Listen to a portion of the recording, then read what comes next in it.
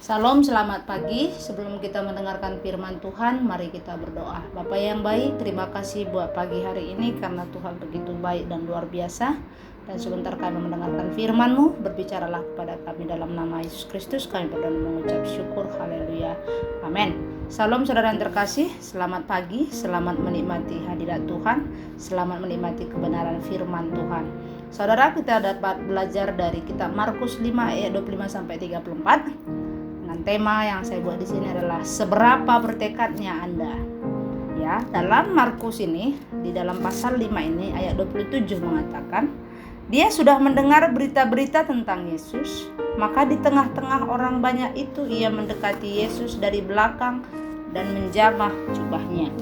Salah satu bahan iman adalah tekad yang didefinisikan sebagai kuasa untuk membuat pilihan, menetapkan sasaran, dan bertindak atasnya dengan teguh meskipun menghadapi perlawanan atau kesulitan. Seorang wanita bertekad. Ia telah menghabiskan waktu bertahun-tahun dan semua uangnya untuk ke dokter, tapi tidak ada hasil sama sekali. Penyakitnya bahkan semakin memburuk. Ya, tidak ada kabar yang cukup menyenangkan baginya untuk melihat kesembuhan akan penyakitnya ini. Ya, semakin buruk. Banyak tabib-tabib yang sudah dia jumpai semakin buruk. Nah, pada saat itu ia mendengar tentang Yesus dan mengetahui,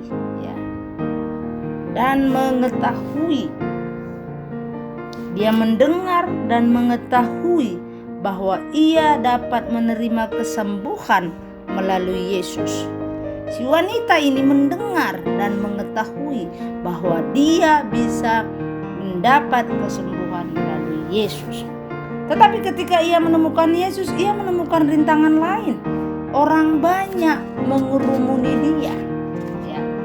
Dalam ayat 28 mengatakan, sebab katanya, asal ku jamah saja jubahnya, aku akan sembuh.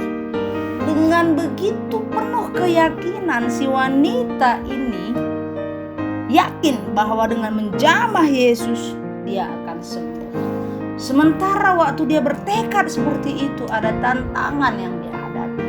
Saudara yang terkasih, orang beriman pasti nekat, tapi orang nekat belum tentu beriman. Ini saya pernah dengar dari pendeta Pastor Johannes ini.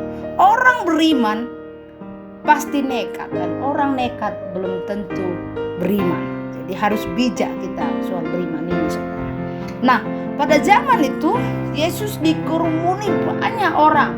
Yesus dikelilingi dari berbagai sisi oleh orang banyak yang sedang mengurumuninya. Dan seorang wanita yang rapuh, yang sedang sakit. Bagaimana ia bisa berhasil melewati kerumunan orang banyak itu? Yang lebih buruk lagi, pendarahan wanita ini membuatnya dia menjadi najis.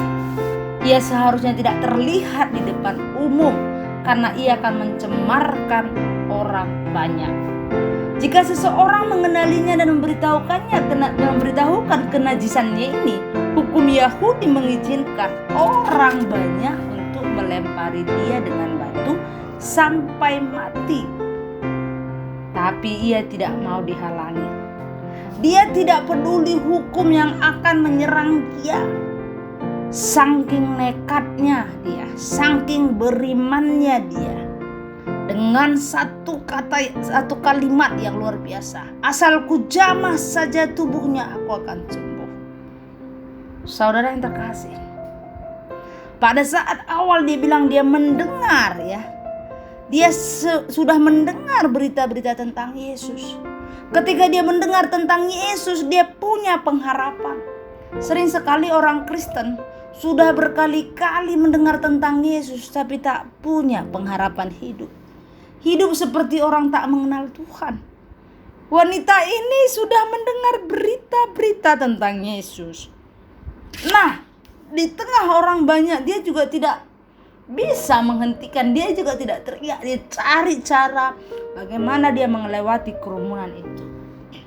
Resiko yang akan dihadapi, dilempari sampai mati, karena itu hukum. Kebanyakan orang tidak akan mau melakukan apa yang dilakukan wanita ini. Mereka tidak mau repot-repot. Mereka tidak mau menaruh hidup mereka dalam bahaya dengan berada dalam kerumunan orang banyak yang akan meraja mereka. Mereka tidak mau merangkak dengan tangan dan kaki mereka melewati kerumunan orang banyak, dan mereka mungkin tidak akan disembuhkan juga.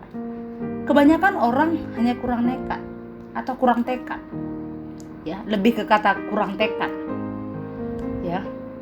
Tekad yang benar, tekad yang tepat, tekad yang pasti, tekad yang sesuai dengan Tuhan mau.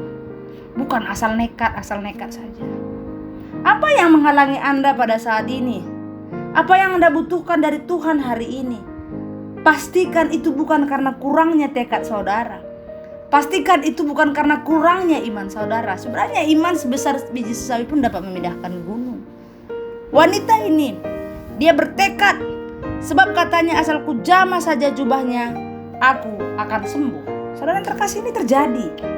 Ya, kita lihat lagi selanjutnya. Seketika itu juga berhentilah pendarahannya dan ia merasa bahwa badannya sudah sembuh dari penyakitnya.